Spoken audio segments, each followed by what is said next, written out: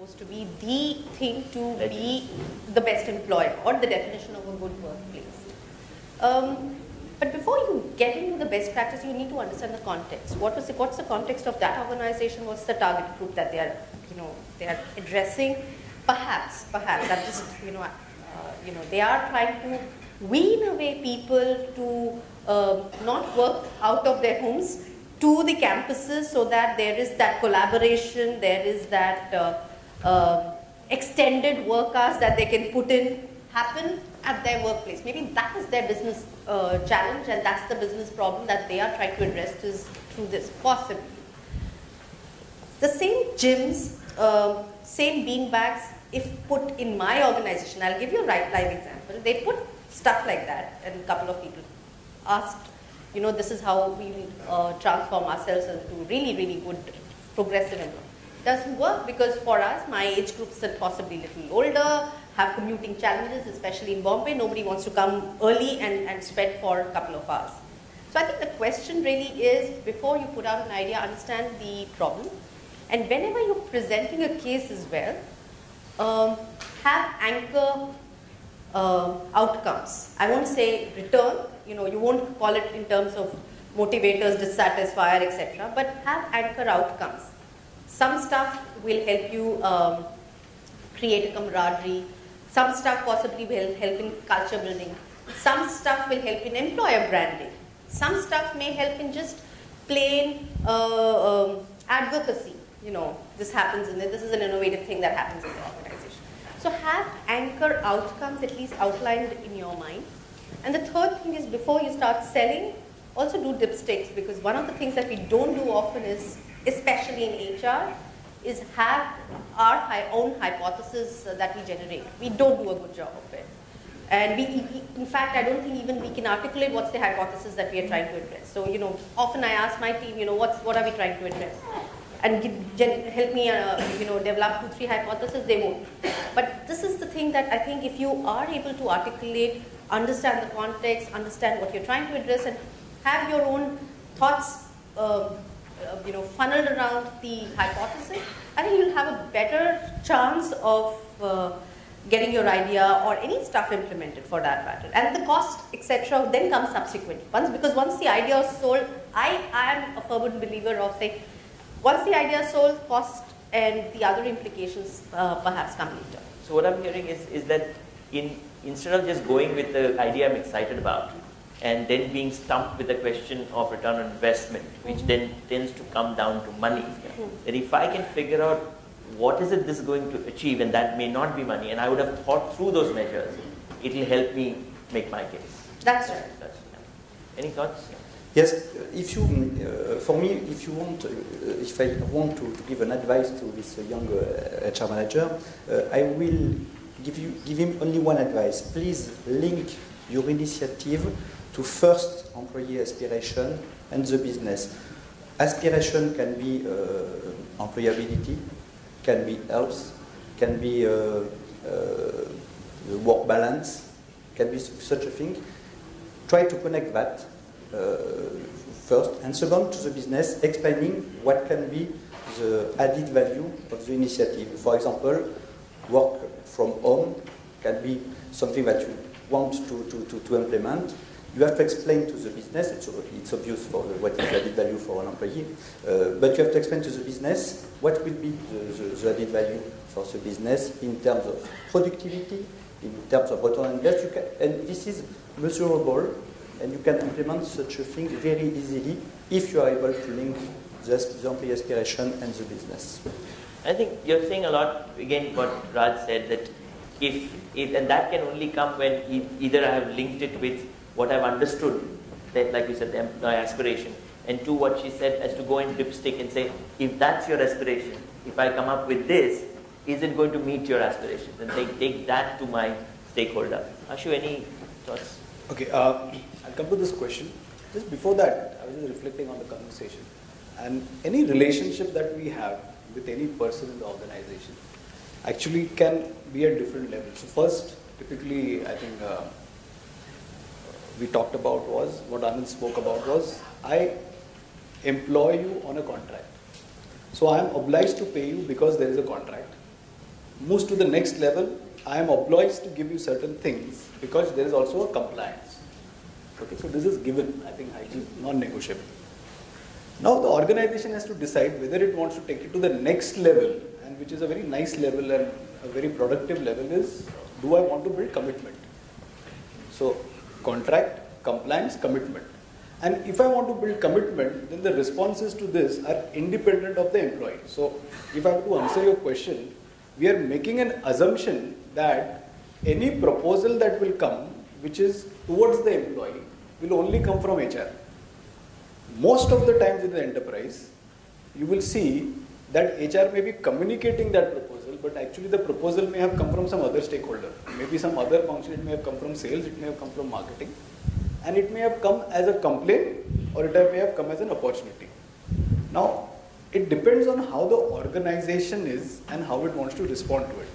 So if an organization makes a statement that we want to be innovative, we want to be creative, we want to empower our people to take their decisions, then the way they will treat with the proposal will be very different. They will look at the proposal, it will not be from who it is coming, and it will have its own mechanisms. I think one thing which is coming out very clear from what all of us are saying is that any enterprise, the entire objective is to create value, be it profit, an experience to a customer, a product to a consumer, it has to add value.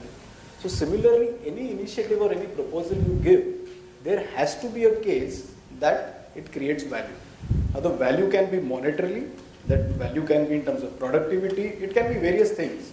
But if an HR manager goes with a proposal saying this is good because it is good in some other place, first of all, it will not get accepted. It has to be contextualized to why is it good for our enterprise and how does it add value. That I think has to be very clear.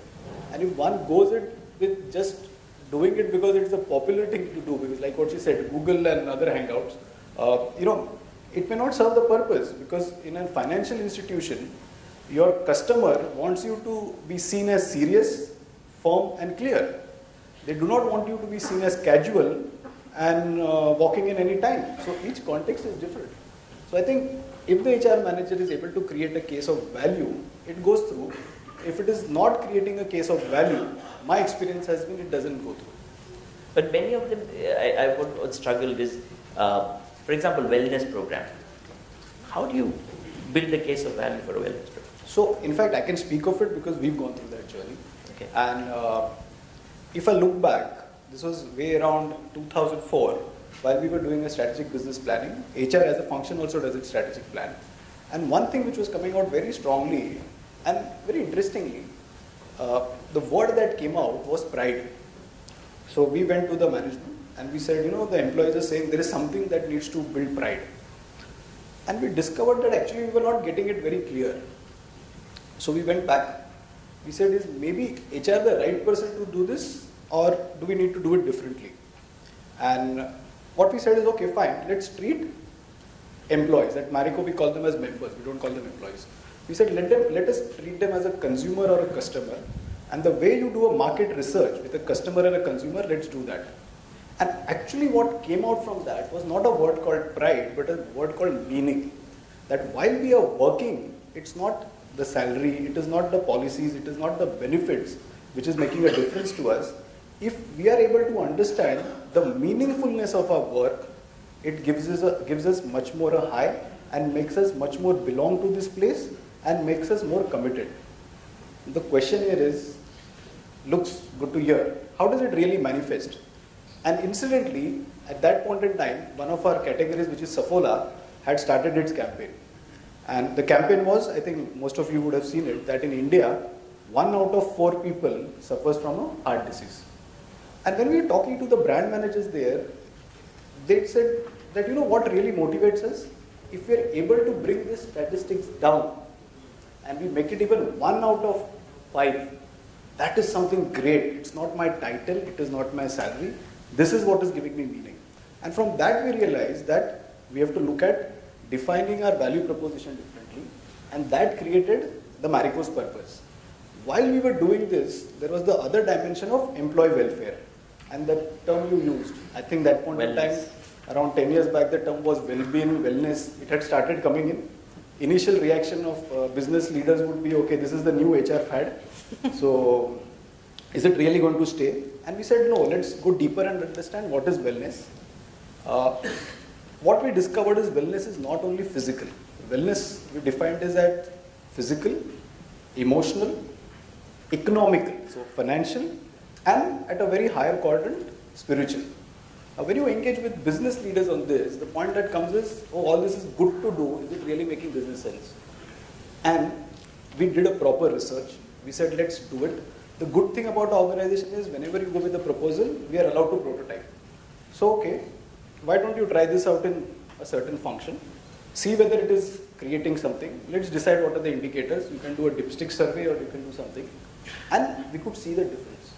Because we could see the difference, we could go back to the leadership. Okay. At that point in time, I was not a CHRO. I would have been maybe 2 levels below. But we could speak with conviction because we were seeing the shift. And we could measure the shift. So when we said that wellness is physical and we could link it up to productivity, in fact, there are very progressive organizations who speak of wellness, they link it to their medical cost. Is it really working? Because if it links up to their medical cost, they get a brilliant premium from the insurance agency. So there is a linkage. So we've done that, but I think what really gets it through is not the financial aspect, but the conviction aspect. Which comes through, I think, I'm just tying up the 3 things that you guys said. It comes from understanding the aspiration. You talked about meaning, etc. It comes by understanding what are the impacts that it will have, like Raj said. And then going and doing, she called it a dipstick to study. And then maybe with the dipstick works, then doing a pilot or a prototype before you really go and ask for the moon. Yeah? Great, thanks a ton. I'm going to move to one of the questions here, and Anand, I'll come to you because you touched upon it with the Richard Branson quote. Yeah? And I get to hear a lot about it when I come and propose training things to people. And the question here is very specific. How do we justify the return on investment for all the investment we want to do with management trainees and GETs when many of them leave after the training period? Yeah? And so the question really is that entire thing that are you happy keeping incompetent people in your company or training everyone, making them competent and losing some of them? So the question is, how do you justify the investment you want to do when many of them will anyway leave? I mean, I made that statement somewhere in the year 2002. The question that was asked by just returned from US, my earlier boss, Vineet, he asked me, what if you train in your employees and they leave? I said, man, what if you don't train and they stay back? So this is a big problem that is there with people, you want to train them. Yes, they will leave, but will they leave because they are not getting opportunities for putting that training into practice? I have a theory, and the theory is this. The worst way of rewarding or investing in an employee, and hold your breath, is to give him or her the best training and ask him or her to do the same old job that they did before. So you give them this fantastic training and then you don't do anything with your job description, they obviously are going to look out for avenues where they want to put that training into work. So the answer to that question is, it's not so much training, management training or whatever it is for the graduate engineer trainees. It is providing the atmosphere for putting that training into practice. Also, the other thing that we allow to understand is not all training within quotes should be classroom training.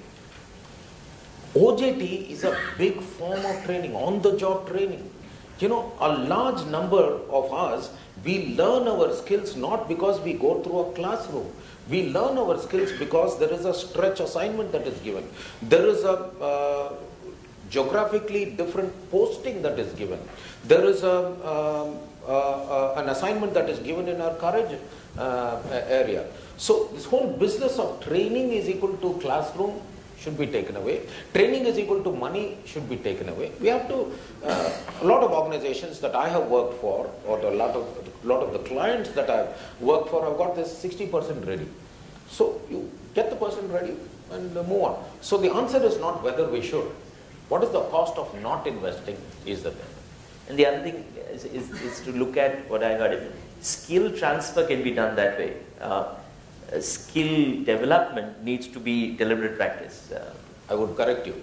Knowledge transfer can be done through training. Sure, absolutely. Skill development cannot be done. When you can't, I'll give you a simple example. If a person is poor in communication skills, or let's take the other person, I don't know, somebody is here from Dale Carnegie, you know, if the person is really good in communication, the person does not have to go through a program on how to win friends and influence people.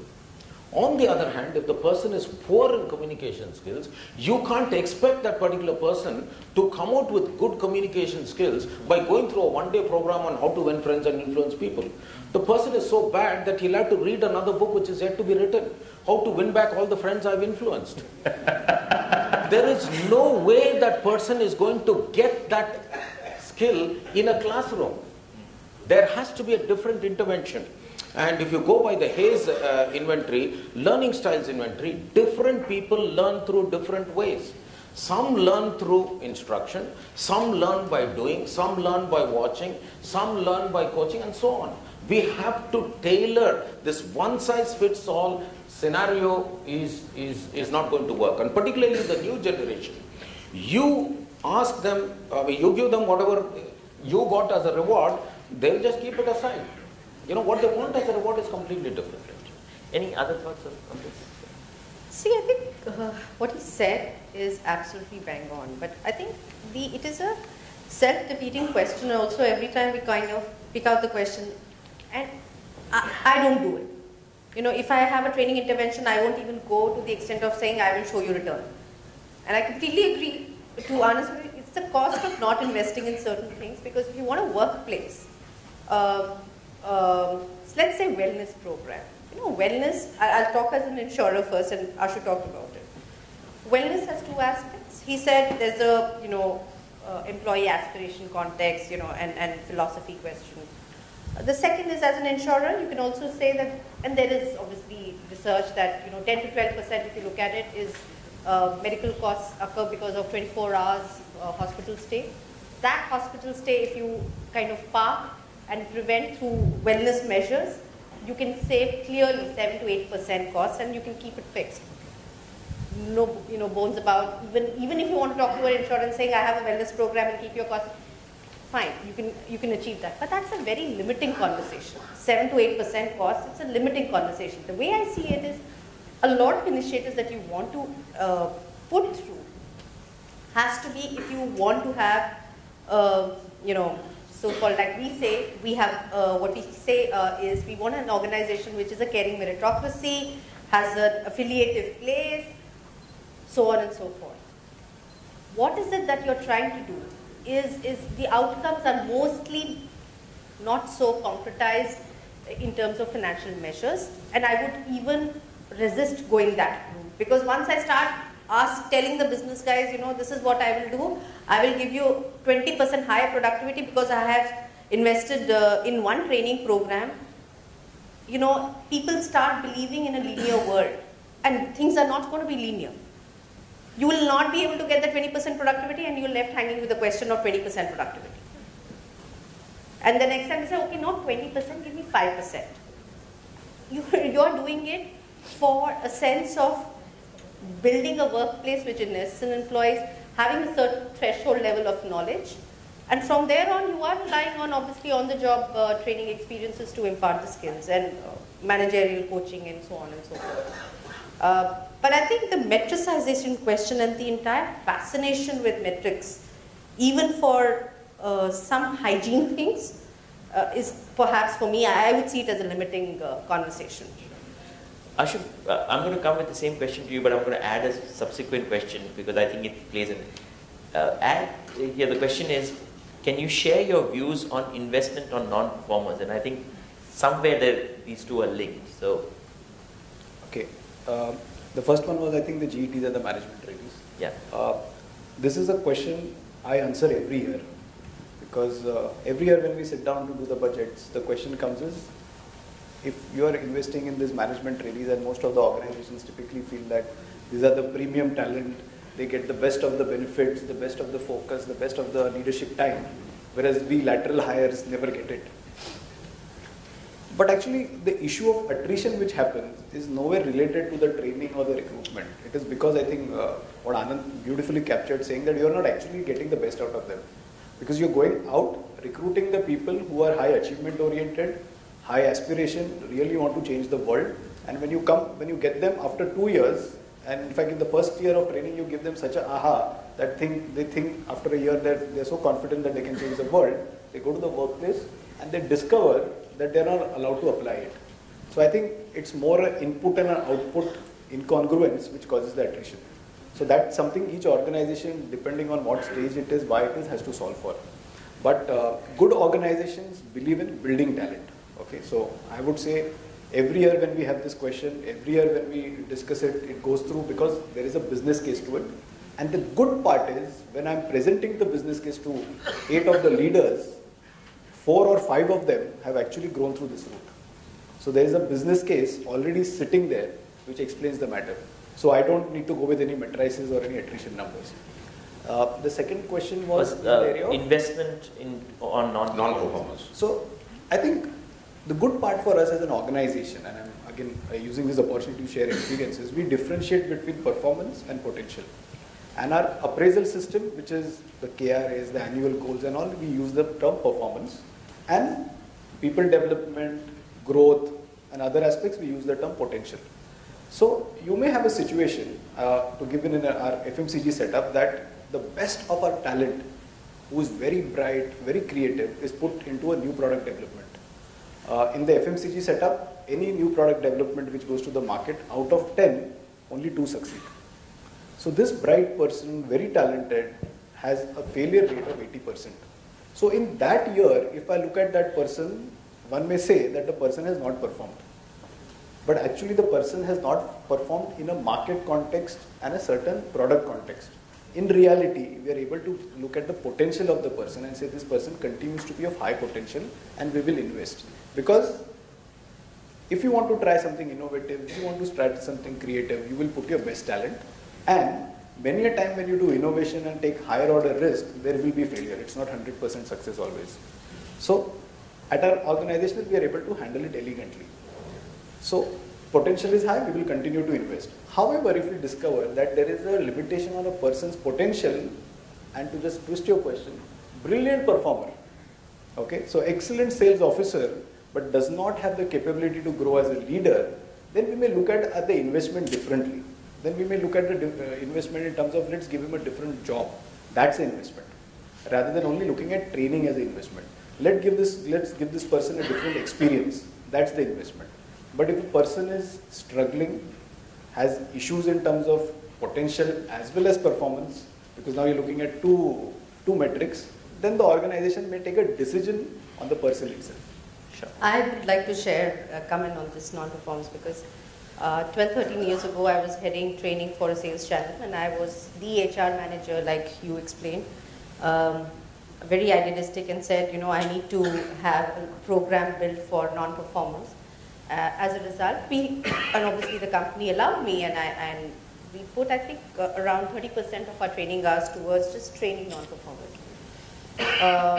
And in all my naivety, and I was idealistic and saying, you know, we will increase the time and we will perhaps, you know, things are not working because obviously I had certain matrices, certain targets.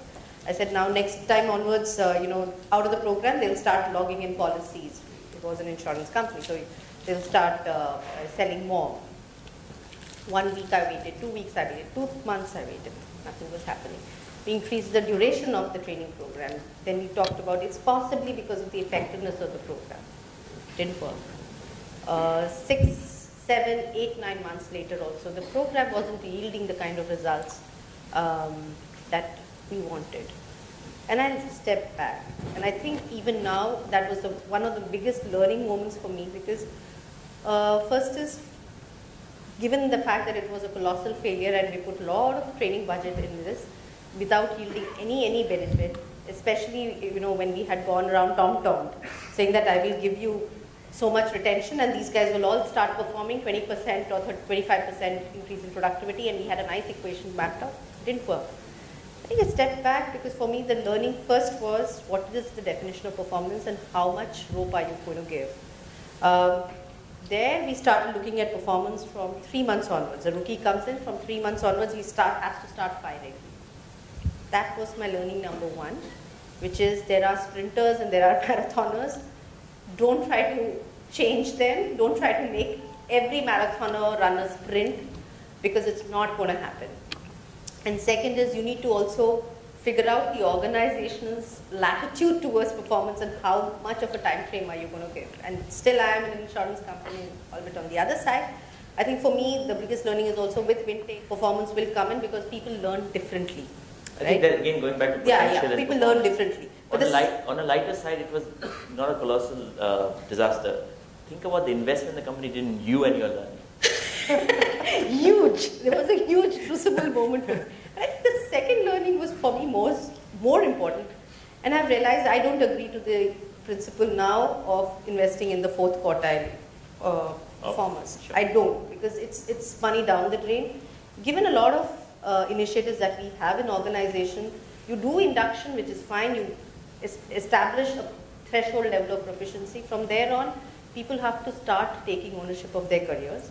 If you realize that your bottom quartile, instead of being 25%, is 40% people failing in whatever time horizon you're looking, there's something wrong with the job or the people or other factors rather than just training. And largely, it's a filter that you need to apply possibly at the hiring stage. Also the job design. If the job design is simple, people will perform. Nobody's out there coming to not perform. And attitude issues can't be fixed in a classroom. Howsoever clinics you may be running, you can't. So I just don't think it works. And I've had a year of failure to prove it.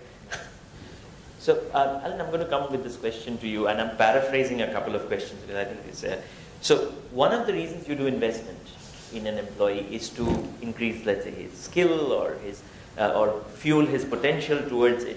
You also expect that some of this investment will be motivating in nature. Yeah, that it's a good sign that I am being invested in. The question here says, what happens and how do you manage perception when the employees start believing that that investment is actually entitlement and falls into the first category that you started with, obligation. Did you get my question? Saying that if we design investments which we expect to not only add value to the person but also be a motivating factor, what happens when they start thinking it is entitlement and I deserve it and it's not just an investment the company makes? Any thoughts? How do you stop anything that you're investing in to stop looking like something that is mine? I deserve it. I deserve it. Matter of right. Matter of right. Not sure I don't get your... You didn't get my question. Okay. So the question being asked is, when we invest in something for a person, we expect two things. One is that investment will work for them and make them better. Also, it will motivate them because they will think that the company thinks highly of me and hence they are investing in me. Now, if you continue that kind of investment, many employees might think that that's run of the mill. I deserve it. It's part of right. Is there a way to stop people from believing that it's entitlement rather than investment? I think that it depends what is the stage of the career. If we are talking about a young engineer, I think that the limit will be in terms of expertise, in terms of knowledge, and after that to know if this employee can reach the management career path or not, and if we have to continue to invest in the expertise, which is not exactly the same thing, but to invest in the management career path. So this is one. When we are talking about senior people, in our company, what is key is the mobility between two disciplines. We think that if we want to retain people, one key factor is to be sure that people will move more or less every 3-4 years from a discipline, from a level to another one, etc., etc. So you can invest a lot of more or less 10% of your employee, your talent pool. For the other, you can invest from a job to another job, which is not in terms of investment, in terms of cost, it's not very high. In terms of risk, it's not very high.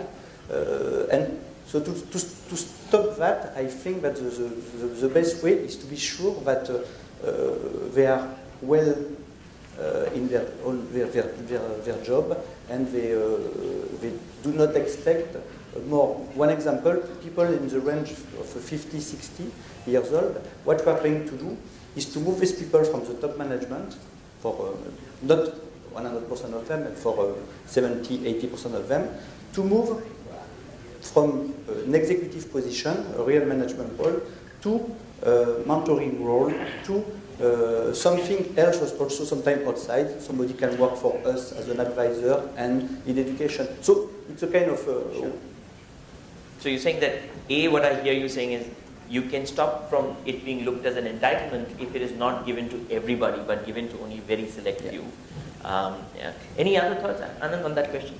We can discuss on that. There are a lot more questions. Let's go into that. Okay. No, the people who have asked you questions, because there are more coming. There are more coming. Here's a question which says, what kind of investments can you do for HR professionals? And what would be your way of sort of figuring out what the return on them will be? I have a very different perspective on this. Traditionally, HR professionals consider training or investment in HR as an investment. Current scenario necessitates that HR people be given line management responsibilities. Now that's a big responsibility. That's also a big investment. Now I come from a line background. For more than 22 years I've been in business and operations and in technology, and now I've come. I know the benefit of that. That is a big investment. So we need to look at that as a form of investing. That is one thing. The second thing is also understand how a HR person can transfer his or her operational role onto the line managers.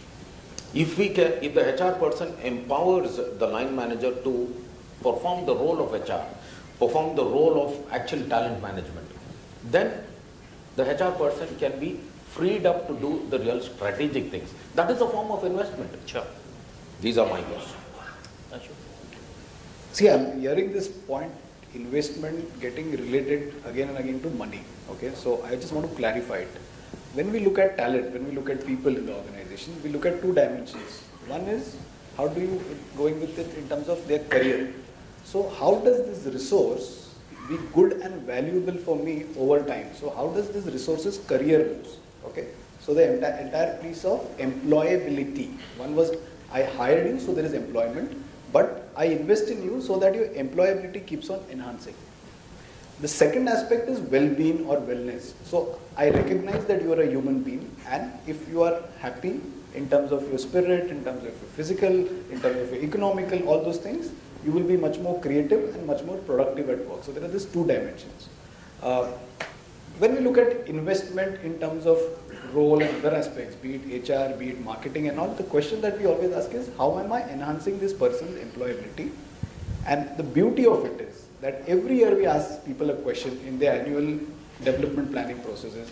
Please tell us what your last year's incremental biodata was.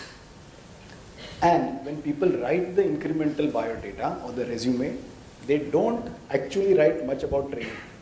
They come out and say, this is what I did, this is the kind of experience I got, this is the project I delivered, this is where I failed, yet I learned. And you will be amazed that they write it very beautifully, because that's their scene. So that's first part. The second part on wellness, I think we've already spoken, so I'm not touching much about it. But when it comes to the HR person, I think what Anand has really brought out is the reality. An HR person without understanding business cannot impact business. And some of the questions which we are coming up with saying, how can HR create a case? Because if HR understands the business, it creates a business case. And by giving HR people an orientation in business, giving them many a time line responsibility, you can actually see the difference. Because when a brand manager comes and says, I need so much funds to invest in my brand, we are going to ask the brand manager the same questions which we are going to ask a HR manager when he or she comes with a proposal for investment in talent. So I see it in that light. Any thoughts on the same subject? I think the other point that I would like to mention is investment is, I think Ashu was trying to talk about it, it's not only in terms of financial resources, it's also time, it's also managers, you know, what are the resources that the company has when you talk about investment?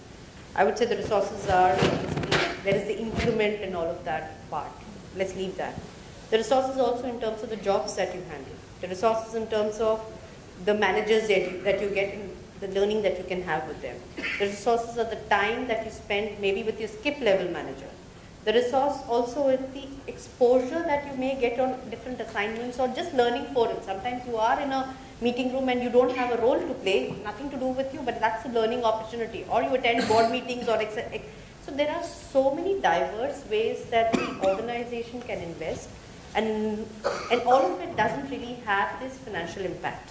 And that's the understanding that we need to move away from, because if you talk about investment, unfortunately, the entire thing is very myopic, which is just cost. And it will come down to just the cost of increment or cost of training. I think we also have to broaden our horizon and to say, how are we investing? What is the return that we will need to get if we are investing all of this? So if you're looking at the job, obviously you're looking at a person who's 60% ready, doing the job better, his aspirations getting satisfied better, and also elongating his career with you, extending his career, because by the time the 60% ready guy comes to 100%, it will be a couple of years, and then he or she will be ready for the next stage. The second aspect is the manager's time and the exposure that you're giving by way of learning forums. You're also gaining because you're also building your bench. You're also building your talent pipeline by giving that exposure, so people are also shallowing and understanding. By looking at investment from the lens of the manager spending time, you're building the coaching levels of the team, of your managers there, and thereby increasing the capacity in the team. So I'm just saying, you know, if you just restrict ourselves to just talking about investment in financial terms, the output unfortunately will be, in that sense, myopic. I think that's coming through with a lot of you saying that investment, like he talked about, one investment could be just mobility for moving into different kind of roles, and the 60% thing. I'm going to now ask a question I've never asked before, which is, I'm going to ask each panelist, what is the question that you would have loved to be asked today and weren't asked, and give me the answer to that. In the area of return on employee investment. What is the question? That you would have loved to be asked by the audience today, but you haven't been asked. Because the reason I'm going there is a lot of these questions I think have been answered, because a lot of these questions are, I'll give you as a, how do I justify fun events like picnic outing? How do I justify investment on new employees, lateral employees? I think we've answered some of that. So I'm just saying, is there a thought on employee investment that you think can be brought to the notice of everyone here, which we haven't talked about? So when I was coming, in fact, last 2 days have been very hectic, and I was just trying to see what kind of questions would come in. And one area which is not coming is we are treating the employee as a unit, but we are not realizing that each and every employee is a part of an ecosystem. So how does this investment, or what this input does to the community at large? So when I invest in an employee, how am I investing in a community? I think that aspect does not come. So many a time when we are creating a case, and I've also been a strong proponent here of each enterprise has to create value, we look at the value it creates in light of that enterprise. A question is, while we are talking about investment in employee, are we talking about an investment in a human being which impacts a larger community? To give an example, I think this is one of the most debated question is in the area of gender. And a lot of us debate in HR, some organizations have been given targets in terms of we need to have so much percentage of gender. So in a way you're investing in gender, right? But many a time we don't as HR step back and say, what is it that is really happening? And then you realize that actually there is this lady who joins an organization fresh out of college, is really wanting to grow in her career, and while this is happening, she realized that there is a life stage where she has to also become a mother. And there is a societal role beyond being an employee that she needs to play as well, a family role as well. Now, typically, we would now talk about a maternity policy. We will say whether the maternity policy has to be 3 months, 6 months, and other aspects. But when you look at this case as a sociological case, and what you are saying is, you are a part of a system, a community. This is a female, okay, who is going to give a birth to a child, and the child is going to contribute to the community at large. So when I am as HR creating a policy, I am not creating a policy only for my organization, but I am creating it at a sociological frame. So when I am designing a leave, or when I am designing a flexi, when I am designing a career bag, it is not only that I am contributing to the enterprise, but I am contributing it to the community at large. I think that perspective as the role or investing in the community, if that had come, would be a question I would have expected. I love that. Thank you.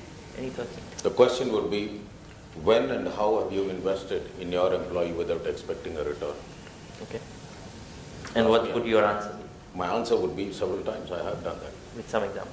I'll give you an example. 90% of the time, this non-performers investment, this whole business of non-performers is a misnomer. Chances are the person is a square peg in a round hole. So all that you will have to do is change the KRA, change the job responsibility. That itself is an investment. The other thing is, we have given investment, for example, long service awards. I've had the practice of giving long service award to the spouse, because that person is born with this guy for that long period of time. So, twist it. Don't expect a return from him. Give it to the ecosystem. So these are some of the ways that we can do. In my earlier company, we started investing in employees. We changed the management philosophy itself. Employees first, customers second. And, treat the employee very well. So you don't expect the return. Let them give the return to the customer. So they don't have to give the return to you. If you treat your employees well, they will treat the customers well. So the return need not come back to you. The return could go into the ecosystem. It is very myopic, it is very selfish for us to even think of getting the investment return back. Let it go back into the society or into the ecosystem.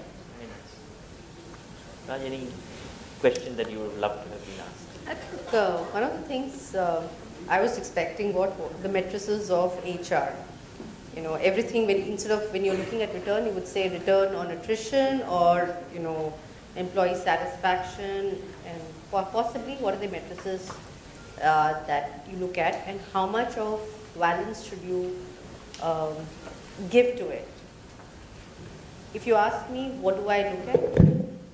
Let me be candid, month on month, I don't look at matrices. I don't look at matrices because I think my personal view is, yes, there is attrition, it's a lag indicator. It's not a lead indicator. Attrition you need to look at just to know the health of the organization, but the corrective actions that you may take today will yield results a year later.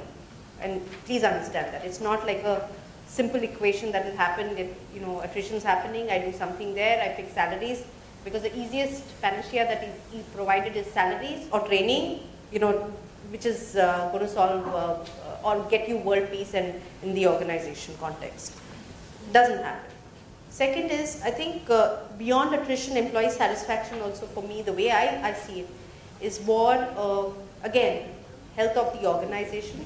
You can't either get confident and comforted by the numbers, neither can you get anxious with the numbers. It's a reference point.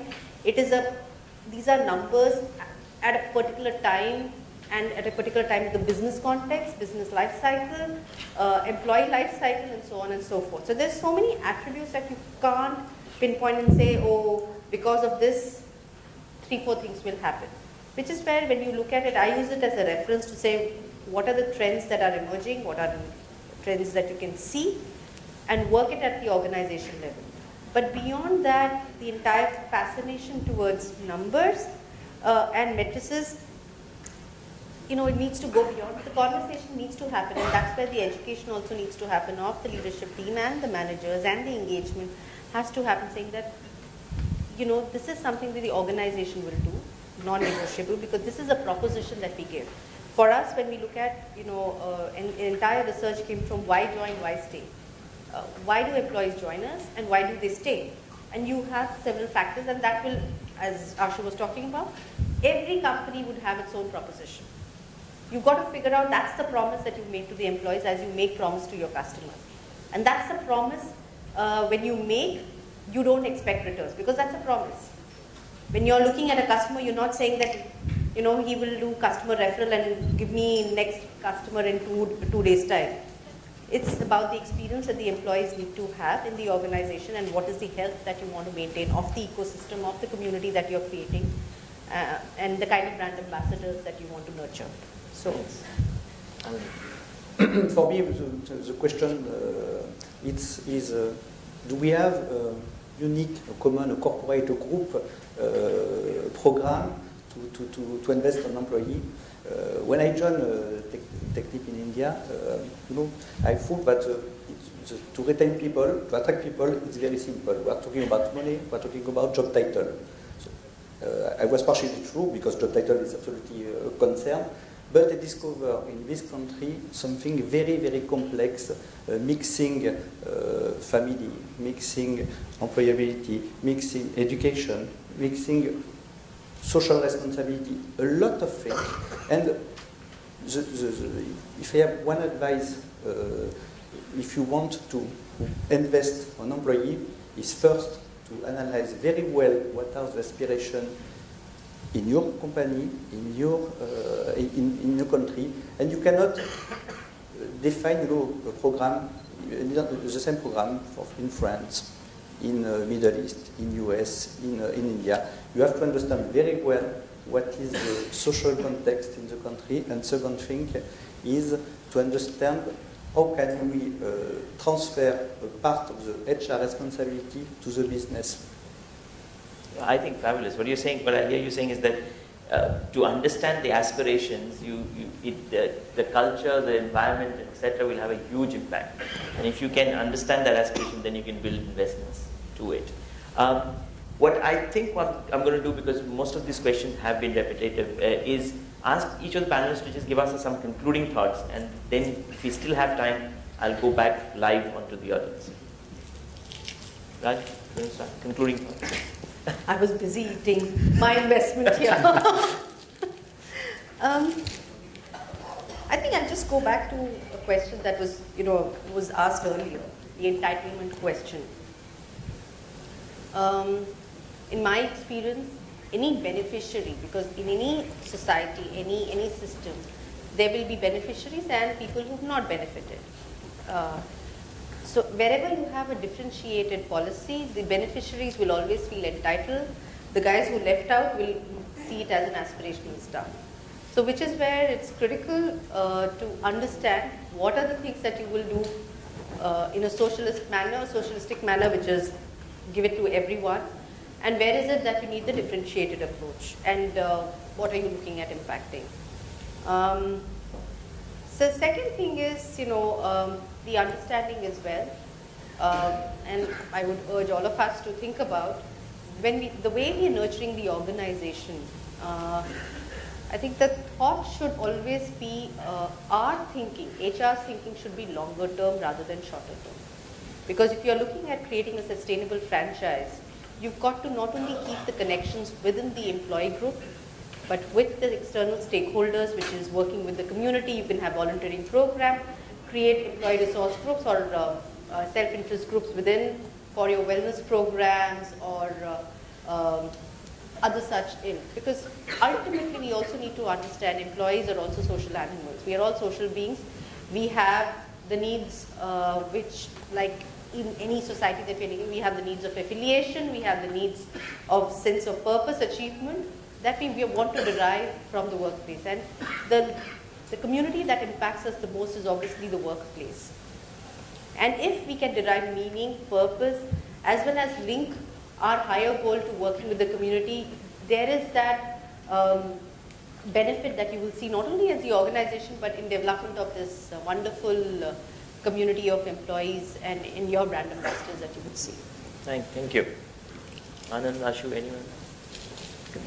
Yeah, I would like to conclude in three areas. First thing is, when it comes to rewards, when it comes to investment, choose direction over distance. You know, it's very important that we focus our energy on a particular direction for a year, rather than how much have you done. Just what is the direction? That's the first one. The second one is broaden your horizon in all the three areas. Broaden your horizon in terms of the employees who get invested. The tradition is only high performers get it. Broaden the horizon. Second one is broaden the investment portfolio itself. Not every investment need be in training, need be in rewards. It could be in appreciation. The third one is broaden also the horizon of the return where it should come. We all need to understand this principle of collateral damage. You know, I mean, you invest in one direction and something else happens. You know, for example, you invest in the spouse, the employee